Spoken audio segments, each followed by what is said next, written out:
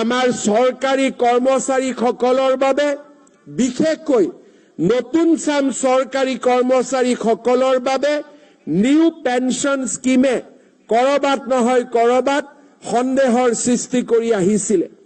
এই বছৰ 1 এপ্ৰিলৰ পৰা আমি আমাৰ অসমৰ চৰকাৰী কৰ্মচাৰীসকলৰ বাবে নিউ পেনশ্যন স্কিমৰ সামৰণি মাৰি United pension scheme UPS scheme আমি আৰম্ভ কৰিব বিচাৰিছো, যাৰ জৰিয়তে 25 বছৰ কাম কৰা চৰকাৰী কৰ্মচাৰীসকলে নিশ্চিতভাৱে তেওঁলোকে 50% চাকৰি কালৰ দৰমহা 50% ডিয়াৰনেছ এলাউন্সৰ সৈতে লাভ কৰিবলৈ সক্ষম হ'ব।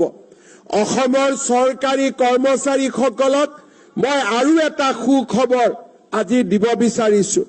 2005 চনৰ আগতে যিসকলৰ নিযুক্তিৰ প্ৰক্ৰিয়া আৰম্ভ হৈছিল, কিবা কাৰণত নিযুক্তিৰ প্ৰক্ৰিয়া 2005লৈ গুচি গ'ল, তেওঁলোকে ওল্ড পেনশ্যন স্কিমৰ জাগাত নিউ পেনশ্যন স্কিমৰ অন্তৰ্ভুক্ত হ'বলগীয়া হৈছিল।